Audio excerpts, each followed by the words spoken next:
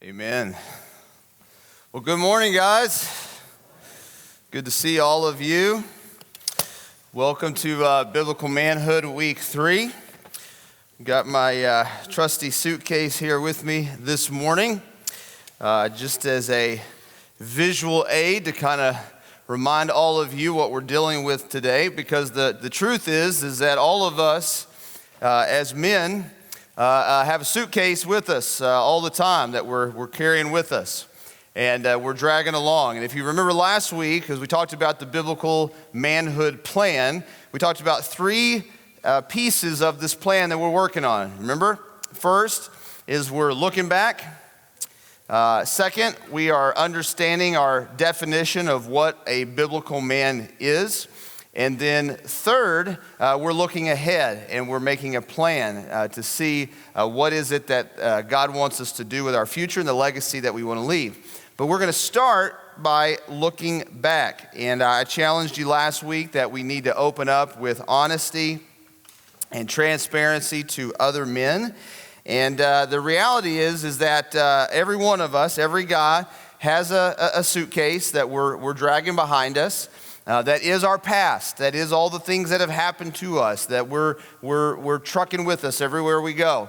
And some of us have a small little backpack that we're carrying around. Some of us are lugging around enormous suitcases full of stuff that's unresolved in our lives, and we're dragging it with us everywhere that we go. And one of the challenges for us as men is we don't do friendship very well. And so the challenge is a lot of times we've got this stuff we're carrying around, and kind of to what Michael said already this morning is we don't have other guys in our lives that we can share that with. That we can say, hey, I've got this issue or this deal in my life, and I'm not really sure how to deal with it. And so a lot of men go many, many years, sometimes, into their 50s, 60s, 70s, still with unresolved issues from their past. That if they had a community of men around them where they could be open and honest and transparent, they might be able to get some resolution to some of those things. But because men tend to be isolated, we don't do that. I love Randy Frazie's description of kind of the state of men today. He says, we live in a state of crowded loneliness. Now, those words don't seem to go together, but you think about that for a minute. Crowded loneliness, meaning there's lots of people around us. There's people around us at work, people around us at home, people around us in our neighborhood, people around us in our hobbies. But the question is do any of those men really know us? Not the outside of us, not the exterior. Do they know the inner world of our lives, the things we think about, things we worry about, the things that stress us out, the things that we're fearful about for the future? Do we open up to anybody about that? And when we don't, it creates this situation of crowded loneliness, meaning this: it looks like we have community around us, but still we feel very isolated. Biblical Manhood here at City View is a safe place. And so that's what I really want to encourage all of you with today. Whether you're in the room or you're watching online and you're doing a Zoom group, this is a safe place to deal with your past. Do you hear me?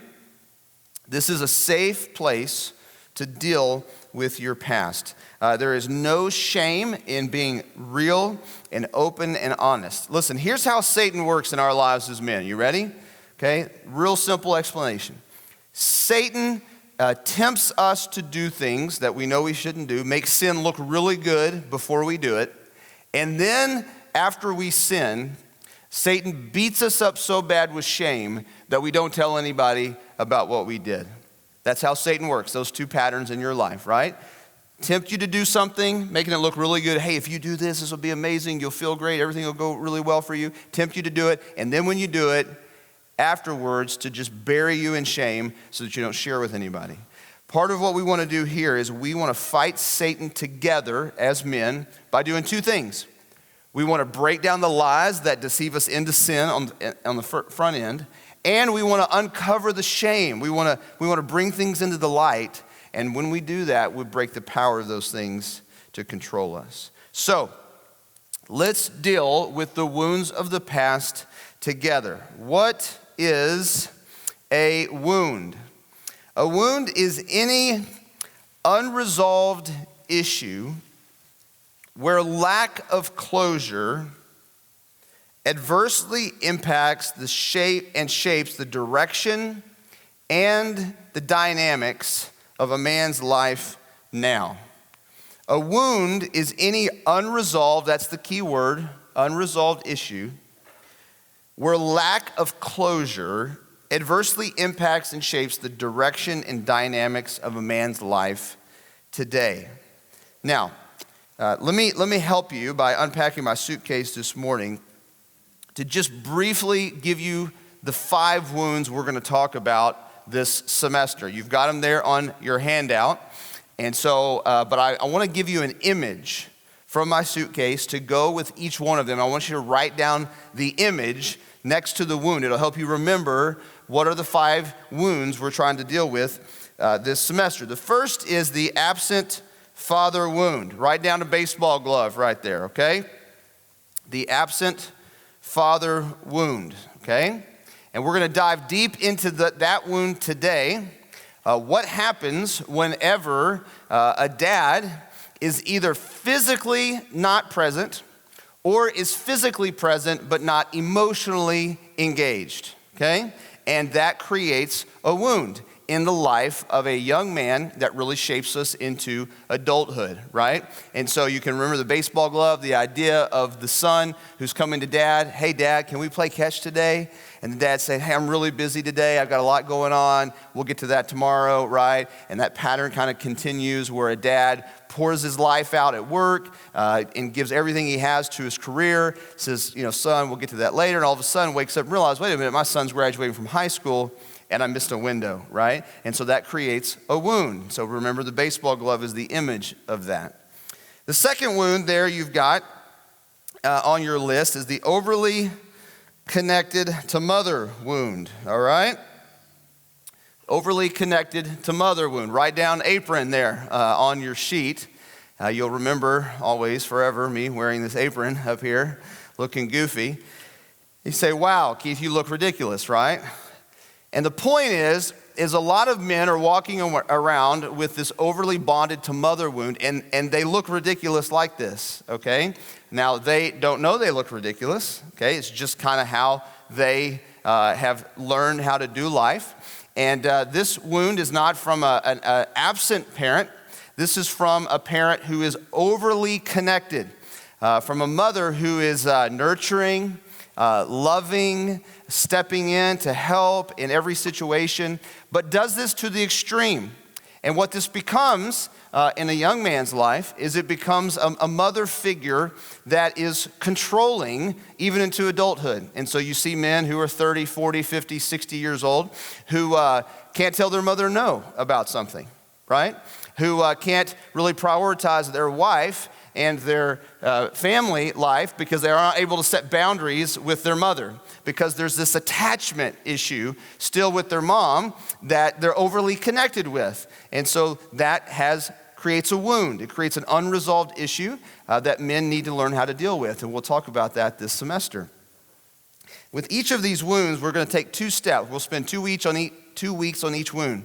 The first step is to understand the wound, and it takes work. And the second is to address it. So 1 week, understand it. 2nd week, address it. What do we do about it? And it's really, really important that you see both of those. The third wound is the all alone wound. The all alone wound. And what I want you to write down there is write down the image of the rope, okay? And what we've got is that we've got a lot of men out there who are trying to do the climb of manhood. They're trying to get, really connected. They got their cinch in. They're ready to climb. But then they look over, and if any of you guys have done rock climbing, you got to be connected to somebody, right? You got to be connected. You got to have somebody who's at the bottom of the rock that's belaying you, that's making sure that you're tied in so that if you slip, you don't fall, right? And so a lot of men today are struggling with this all alone wound. The all alone wound is this idea that men are doing life disconnected from other men. And so they get up on the journey of manhood, And they start climbing the mountain, and they look down and say, man, my rope's not connected to anybody. This is a problem, right? Now, this can be a lack of mentors. This can be a lack of friends. We already talked about that this morning. But the basic idea is not that you don't have men around you, it's that you don't have deep relationships and friendships with other men. The challenge there is if you don't have those kind of relationships, then who's going to cheer for you whenever you actually pursue noble masculinity? Who's going to cheer with you and celebrate with you when you go on that business trip and you stay pure?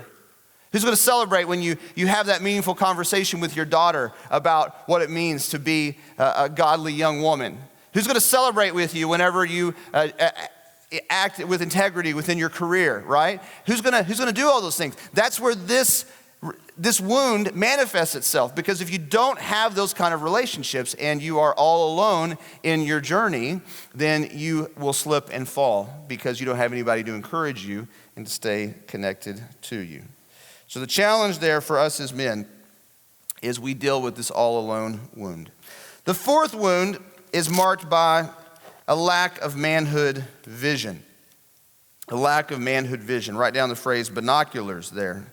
Remember this image of not being able to see where I'm going. And we'll spend quite a bit of time here, and you might just write down the words next to this one, conventional manhood. Conventional manhood. And we're going to talk about when you lack manhood vision, you basically have this view of masculinity that only looks to the next day, right? Say to a lot of guys today, what's your vision of being a man? And we'll say, well, it's Wednesday. What do you mean Wednesday? Well, today's Wednesday. I'm working on Wednesday.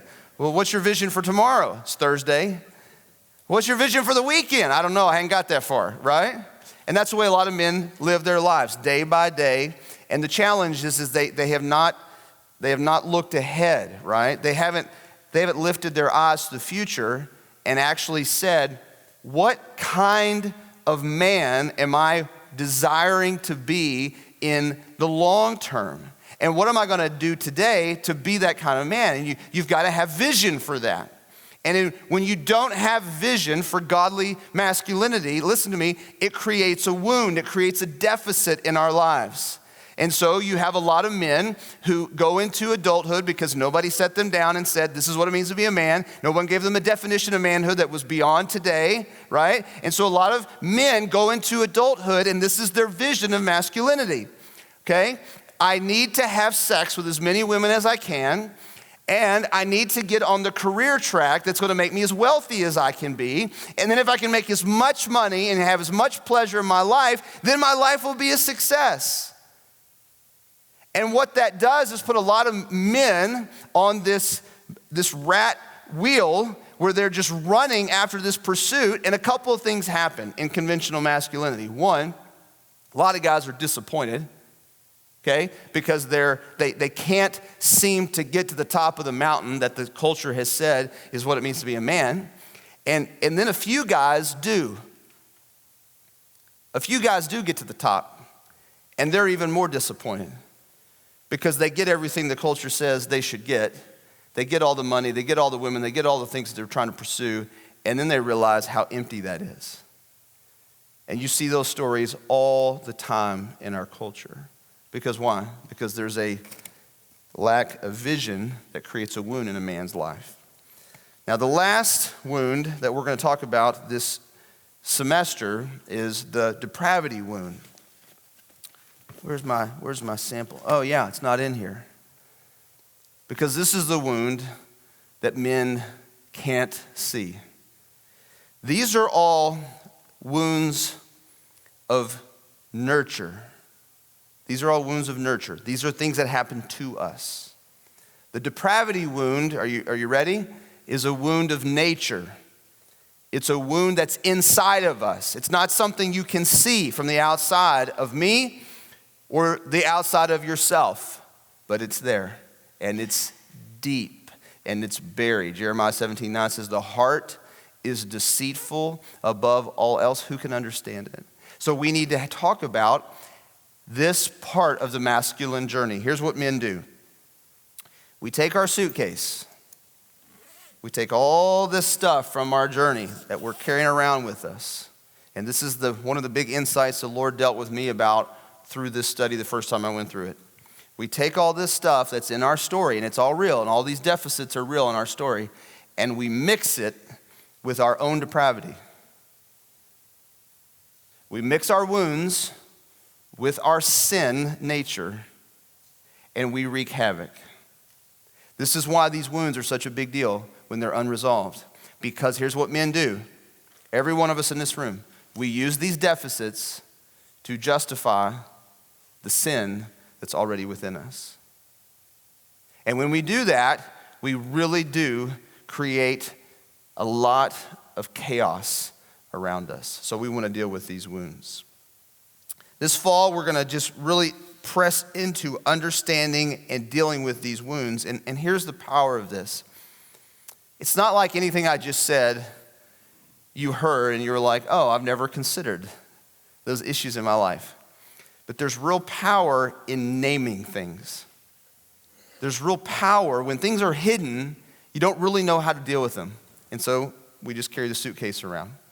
But there's power in naming stuff and saying, this is the wound I'm dealing with. This is how I'm going to address it, this deficit in my life. So we want to name things. That's part of my job this semester in your life, is to name it and then to ask the Lord to give us the courage to deal with it. And that word courage is huge in this study, because most men, even when they understand it and they hear it and it's named in their lives, still deal with fear. I'd rather just pack it away. Maybe I have to carry it around, but I don't want to deal with it because it takes real courage. So my prayer for you is you would understand it and that God would give you the courage to step forward and do something about it. Let's talk about the first wound today, the absent father wound. The single most important relationship for any man is his relationship with his father. Proverbs 17:6, write that verse down. Proverbs 17:6 says this: grandchildren are the crown of the elderly, and the pride of children is their fathers. The pride of children is their fathers.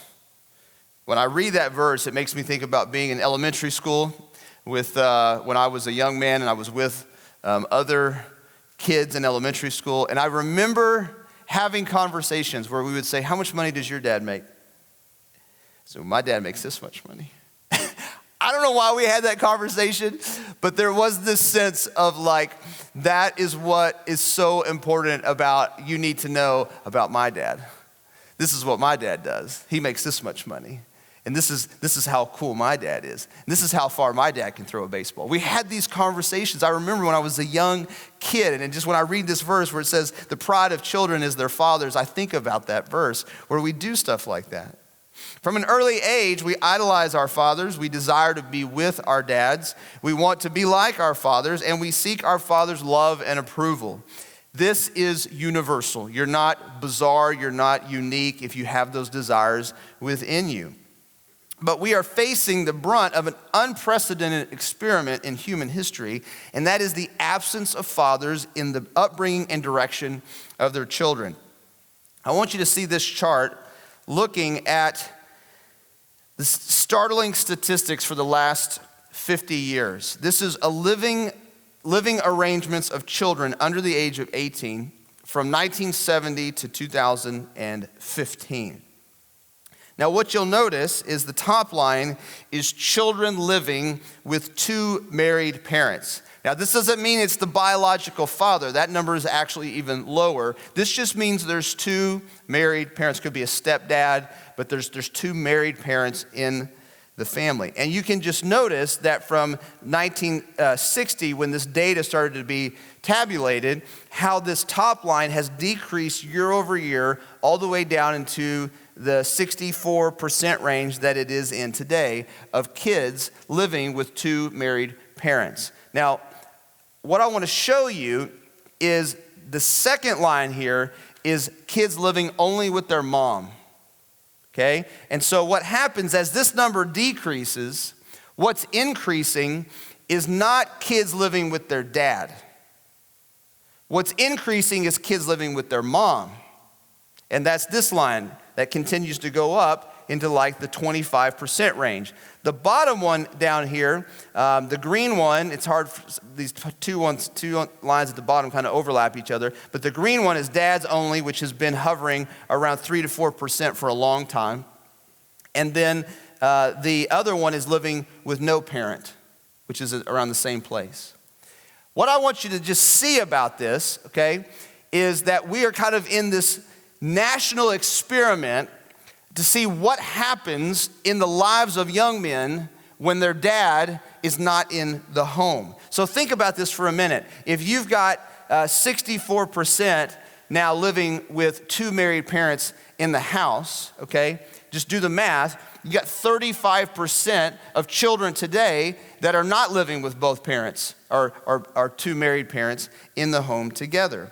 We are at a turning point in our nation's history related to this issue because there is a significant impact on children when fathers are absent. Now, here's the other part of this equation. Even when fathers are present in the home, they're not always engaged at home. And all of us in the room who are fathers, we totally understand that statement, right? Some of us had dads who were at home physically. They're in the house with our family. But some of us had the dad who came in from work after a long day, set down the briefcase, set down the bag, went over to the cabinet, poured themselves a drink, sat down in the leather chair, and didn't move the rest of the evening. And so we have this image of dad as dad being there, but not really being there, right? So that's also part of this absent father wound. The absence of fathers, both physically and emotionally. Physically and emotionally create a wound in the lives of children. It impacts both sons and daughters, though it impacts us differently. Okay? The absent father, let me give you a definition, is an ongoing emotional, social, or spiritual deficit ordinarily met in a healthy relationship with dad that must be overcome by other means. Everybody sees this reality, not just pastors in the church. I'm not out here by myself saying this. Ray Williams wrote an article in 2011 for Psychology Today called "The Decline of Fatherhood and the Male Identity Crisis." This is not somebody coming from a Christian perspective. This is not somebody writing from a biblical worldview. This is just somebody just looking around the culture and saying, hey, there's impacts when dads are not present in the lives of their children. He acknowledged the devastating impact in the lives of men when they do not connect with their fathers in the home. From his work and from the National Fatherhood Initiative, I want to give you some thoughts about how absent fathers impact us as a culture. Then we're going to talk about how our fathers have impacted us personally. What's the cultural impact of absent fathers? Let me just give you some data. Ready? I'm going to go real quick. Number one, children who grow up without their father at home are 4 times as likely to grow up in poverty. When dad is not in the home, children are 4 times as likely to grow up in poverty. Number 2, children that grow up without a father at home are much more likely to exhibit aggressive behavior toward their mother and toward their siblings when dad's not in the home. Aggression. Number 3, the absent father greatly increases the likelihood that a son will end up incarcerated. It greatly increases the likelihood of incarceration. Number 4, child abuse is much higher in single-parent homes than in homes when dad is present. And you say, well, that doesn't make any sense. Why would child abuse go up? Because when a father figure's not in the home, what tends to happen is then a mother will date other men, right? And maybe have a boyfriend or have a live-in, somebody come in, live-in boyfriend, somebody who's in the house. And when you have a rotating door of men into a home, child abuse goes up. Number 5, 63% of youth suicides today are from children of fatherless homes. 63%. 72% of adolescent murder and 60% of adolescent rape occurs with children who grow up without a father. 71% of all high school dropouts come from fatherless homes. Fatherlessness dramatically increases the odds that a child will use drugs and alcohol. Listen to this stat. 90% of homeless and runaway children are from fatherless homes. I could go on and on. The research is overwhelming. When dad is absent, there are terrible consequences for the children and the home. This is what we mean by wounded. Now, let me be careful to say, because some of you here in this room today grew up with a dad who was not present, or you're currently dealing with that situation. And please listen to me carefully. When I share these stats, I always have to say this. Having an absent father doesn't mean you are destined to face these realities. Okay, do you hear me? It doesn't mean this is your destiny. It just means that you have a deficit that you need to address. Are you tracking with me? That you're at greater risk if this is part of your story. We've looked at the cultural impact of the absent father, but we want to dive into this to the personal impact of what this looks like in our lives. Okay? The first thing I want us to understand is that personally, when dad is disengaged or he's absent altogether, there can be anger and pain. A disconnect with dad causes a lot of pain at a personal level. And most men express that pain through anger. Now, we don't always articulate this pain, express this pain, we just suppress it. So a lot of guys do this. They got unresolved issues with their father, and it's like putting it in a jar, and they squeeze the lid down on there. Not gonna deal with that. It's too painful, right? A lot of guys do this, okay? But then all of a sudden, the lid won't stay on the jar. And men go through things in their lives, and the lid pops off, and this anger spews out. And they're like, why am I yelling at my spouse?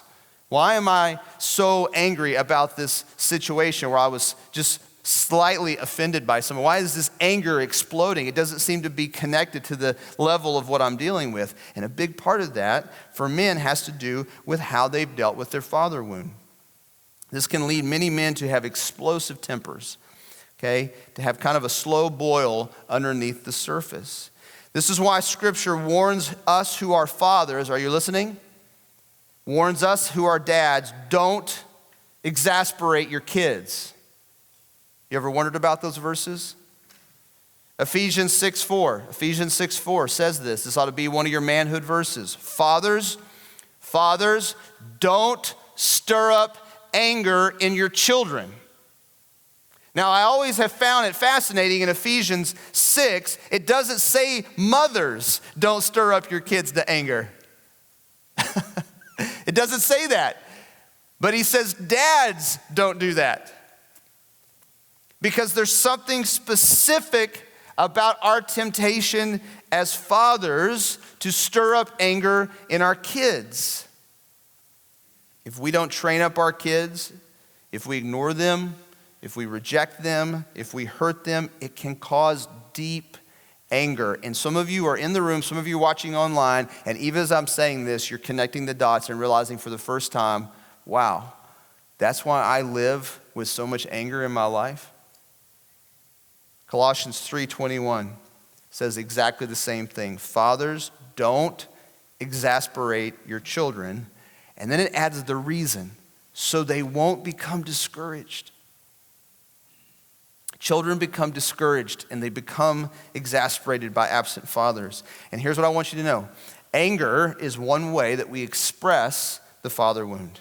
Anger is the expression of it. The second personal impact is extreme behavior and addiction. This is the numbing way that we deal with the pain of the father wound. Anger is the expression of it. Addictions are the numbing strategy to deal with this pain. Okay, and so when we're walking around with a father wound, say, man, this is too painful to deal with. A lot of times we cope with that pain through addiction. Whether that's alcohol, which is wrong in excess, whether that's looking to pornography, which is always wrong, whether that is video games, whether that's sports that move from being a hobby to being an idol, whether that's a guy who is working way too many hours. who's given into workaholism and doesn't really realize that below the surface of the workaholism is trying to get his dad's approval? Sometimes it's eating. It's coping with our pain through food. Food is a kind of culturally acceptable idol in our world today. Now, here's what I want to say on this point. Before you start to say, that doesn't apply to me, we are all addicts in this room, all of us. How do I know that? Every one of us has made this statement at least once in our lives. I'm not going to ever do that again, only to do it again. All of us have done that. We all struggle with things we know we should stop doing, and we can't stop doing them. And I'm just connecting the dots for us today that sometimes that has to do with trying to deal with the pain of the father wound. Now, we're starting a ministry here at City View in January called Regeneration. And Regeneration is about this specific issue. And let me just show you how it's tied together. Regeneration is about breaking free of the things that bind us in addiction. And a big way in which it does that is by helping us resolve the wounds that we're carrying around in our suitcase. See the connections? The same issues that we're talking about this morning. Third personal impact of an absent father is an inner sense of lostness or incompleteness. A young man needs a father to help him understand his role as a man. Even more, we need to know when we have become a man. In ancient times, the transition to manhood was early in life because once the strength of puberty happened, boys were treated differently. Responsibility was placed upon their shoulders. And until recently, a father would show a son what these steps into manhood would look like. Fathers would provide a model of masculinity. They would provide transition markers into manhood for their sons. Robert Lewis has a great little book called Raising a Modern Day Knight. And in that book, Raising a Modern Day Knight, one of the things he talks about is just having these markers in your journey that say, I'm moving from this stage to the next stage. And that's a big thing for many of us that has led to this extended adolescence where we just don't really know when do we become men. Fathers, when they're absent, there is no model, there is no mark to say you've transitioned to manhood. And this basically creates this sense of lostness, of lost direction. I don't really know where I'm going, and no one has told me when I become a man. In case nobody told you,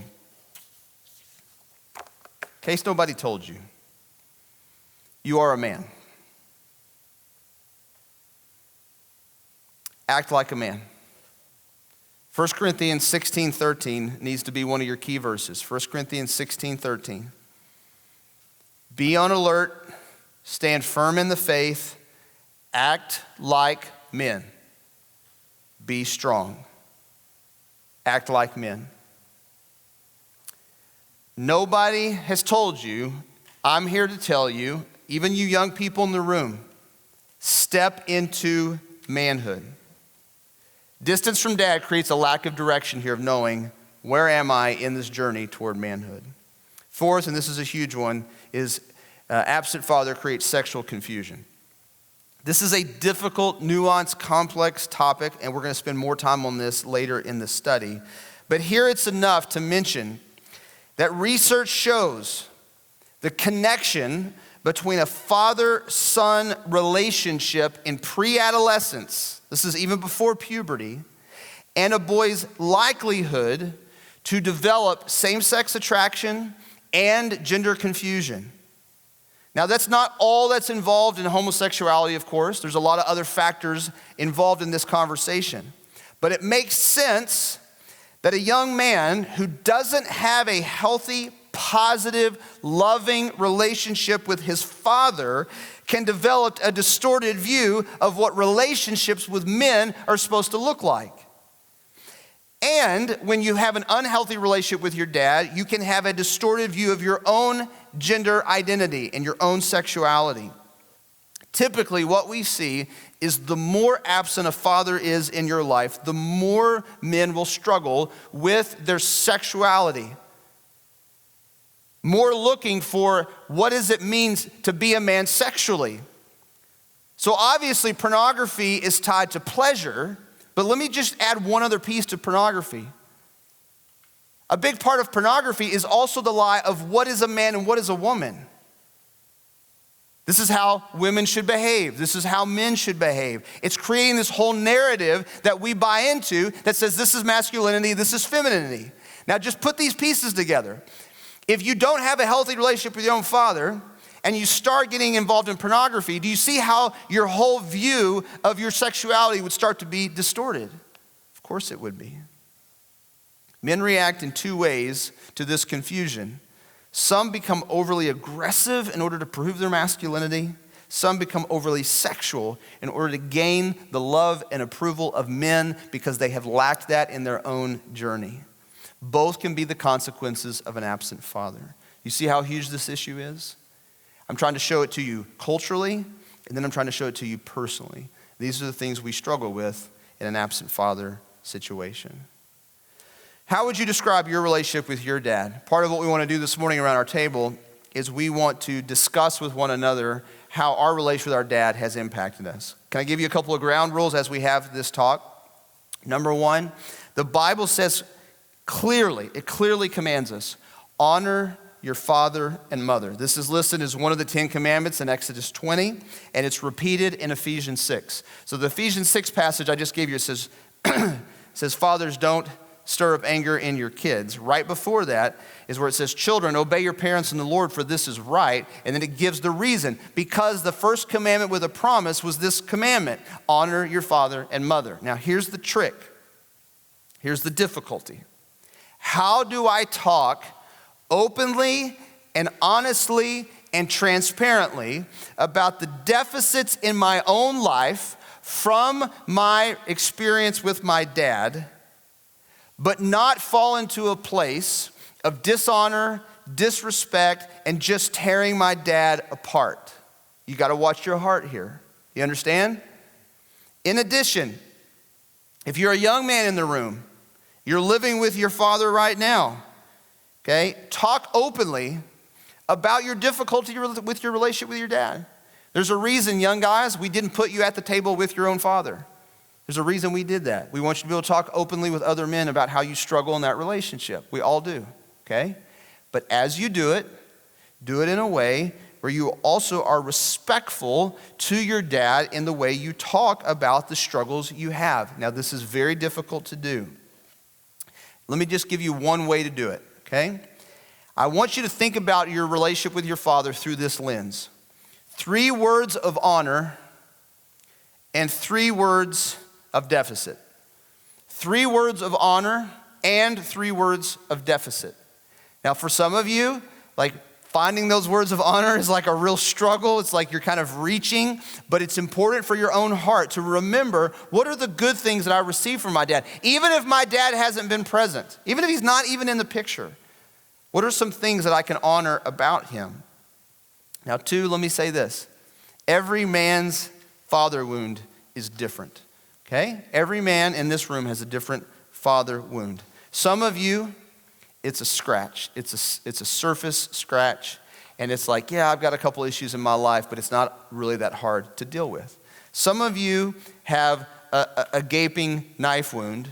Okay? It's like you're bleeding on the people in your life from this father wound, and you need to patch that up. Some of you are missing a limb. Some of you, this issue is so enormous in your life. You may not know you're missing a limb, but it's such a profound wound. This whole study may just be for this wound for your life. It's that big of a deal. It was so interesting. We didn't even talk about the father wound last week. And it was so interesting at my table that we got into understanding, like, where did you learn about masculinity? To a person, every one of the guys at our table started talking about our dads. This is a huge, huge issue. How would you describe your relationship with your dad? Think about 3 words of honor, 3 words of deficit to start getting your brain going down that road to explain it. What do sons really need from their dads? Okay, first of all, sons need quality and quantity time. Sons need large amounts of time with their father. Best teaching moments come from just doing life together, quantity of time. But sons also need quality time. One of the things that I see dads missing today is that dads are at all the sports games, dads are at all the school recitals, dads are present at all of the ceremonies that their kids do. They're around. But if I was to ask those men, have you had a significant conversation with your son about dating, about how to treat a girl, about sexuality, about a vision for masculinity, about their plan for the future? All of a sudden, all these guys that are present at all the stuff, the hands start to go down. It's like, well, I'm there, but I'm just kind of an observer. That creates issues. It's quality time as well. Remember Deuteronomy 6 and 7? Fathers, on the way, along the road, when you sit down, when you rise up, have these conversations with your children. Second, men need life skills from their dad. Proverbs 22:6, raise a child up in the way he should go, and when he's old, he will not depart from it. A young man needs his father to teach him how to be a man. This is obviously through modeling, showing, but also through explaining. Son, this is what I'm doing, and this is why I'm doing it. Do you understand? We need that from our fathers. Son, this is what it means to take responsibility for yourself. This is what it means to take responsibility for your wife and for your children. This is what it looks like to live with self-control and integrity in this situation, to give those life skills. Simple stuff, how to pay bills, how to do well in school, how to work hard, how to honor a boss you don't get along with. Like all these life skills our sons need, we need to get that from our fathers. Third, a transcendent purpose. I want you to just write down Psalm 78, 5 and 7. Psalm 78, 5 through 7. God established a testimony in Jacob and set up a law in Israel where he commanded our fathers to teach their children. He commanded the fathers to teach their children so a future generation, children yet to be born, might know. They were to rise and tell their children so that they might put their confidence in God and not forget God's works, but keep his commandments. One of the things that we who are Christian men need to understand that our significant role with our sons is to teach them about God, to give them a transcendent purpose in their life. Because here's what the world is going to tell them. Here's what you can get today. And if you work really hard, here's what you can get tomorrow. But here's what we as Christian men are going to tell them. Here's how you can please God. Here's how you can live for God. Here's how you can live for the eternal. And dads, if you're not saying that to your son and you're just taking him to church, here's what your sons are going to see in your life. They're going to see that going to church and doing the God stuff is another way to get the short-term things you're pursuing in life. Like, here's how you can be culturally accepted as a man. Here's how you can be a good and upstanding citizen so that you can get all the things you want right now. So be careful. Being in church, having them in youth group is not enough to give them a transcendent purpose. You need to sit down with them and say, hey, this life is not about today. It's not even about tomorrow. It's about eternity. And are we showing them the eternal, the bigger vision for life? That needs to come from fathers to sons. Fourth, a father's love. I love Matthew 17:5 when Jesus is baptized. He comes out of the water and it says there's a voice from heaven that says to him, this is my beloved son. Not just my son, this is my beloved son, the one in whom I delight. Now just think for a minute, why does God say that? Why doesn't he just say, this is my son?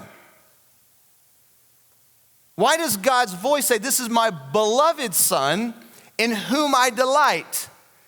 You think God the Father is giving us some insight on how we should relate to our sons? That there needs to be that deep love there and affection and delight in our sons that we have as dads? One of the things that I struggle with as a father, because our sons do things that frustrate us as dads, that irritate us, they miss the mark, they exasperate us as dads. And so we have to be careful that the thing we don't communicate to our sons all the time is how disappointed we are in them, how frustrated we are because they're not meeting our expectations. But do you see here that one of the things that a son needs is just to have his father look at him in the eyes and say, son, I love you. I delight in you. I'm so thankful for you. I'm so thankful God created you and put you in this family, and this is essential for young men to hear from their fathers. This father wound's a big deal. And what I want you to see by giving you what we need from our dads and then explaining how not getting these things impacts us is for you to start the journey of self-discovery through this process. For you to start unpacking your suitcase, starting with the father wound, and to begin to ask God this question. God, how have I been impacted by my relationship with my father? What do you want me to see that maybe I'm missing today? And then, God, what do you want me to do about it? Let me pray for you. God, I thank you for just teaching us today, for showing us what it means to be a son that's delighted in by you, our Father in heaven. Lord, help us to see the areas in which we have wounds from our dads. Help us to understand what it looks like to be open and honest about those wounds. And Father, help us to grow and to find healing in this area of our lives. I pray that this conversation today will be life-changing for every man who's part of this study this semester. We pray in Jesus' name, amen.